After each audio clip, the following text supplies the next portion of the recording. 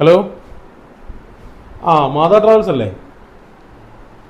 ഒരു 12 സീറ്റിൻ്റെ ഒരു ടെമ്പോ ട്രാവലർ. റൂട്ട് വന്നിട്ട് ഊട്ടി, അതായത് മസനഗുഡി വഴി ഊട്ടി. AC ആയിക്കോട്ടെ, വീഡിയോ കോച്ച്. ശരി, അപ്പോൾ റേറ്റ് ഒന്ന് പറയണേ. ശരി എന്നാൽ ശരി. ഒരു സെക്കൻഡ്. ഹലോ, നമ്മുടെ സ്റ്റീഫൻ പറഞ്ഞിട്ട് വിളിക്കുകയാണേ.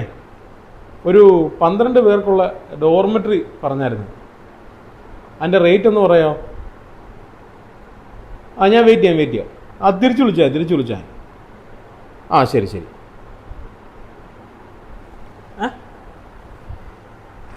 മറന്നോ? എന്ത്? നീ ഇന്നലെ ഒരു കാര്യം പറഞ്ഞില്ലേ? ഹോസ്പിറ്റലിൽ നിന്നപ്പോ സന്തോഷിനെ കാണാൻ പോയപ്പോ ഞാനെന്താ പറഞ്ഞേ?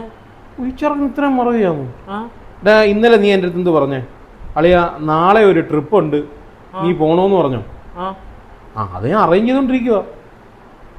ഊട്ടിക്കോ? പിന്നെ ട്രിപ്പ് പിന്നെ പോകാൻ പറ്റുമോ? എടാ പന്തകുത്തി, നാളെ ഹോസ്പിറ്റലില് സന്തോഷം ട്രിപ്പ് കൊടുക്കാനുണ്ട്.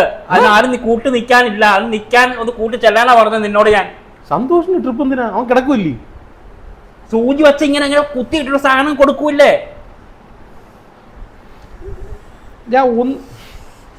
വ്യക്തമായിട്ട് പറയണ്ടേ? അത് ഊട്ടിക്ക് ട്രിപ്പും ഇത് ട്രിപ്പ്, മറ്റേ ട്രിപ്പ്. നീ ട്രിപ്പ് എന്ന് പറഞ്ഞിട്ടില്ലേ? 12 പേർക്ക് പോകാനുള്ള വണ്ടിയും 12 പേരെ വിളിച്ചു വരുത്തി ഹോട്ടലിൽ മൊത്തം വിളിച്ച് ബുക്കും പറഞ്ഞേക്കോ ഞാൻ. കൊള്ളാം. എന്തായാലും ഇനി മാറ്റി പറയാൻ പറ്റത്തൊന്നുമില്ല.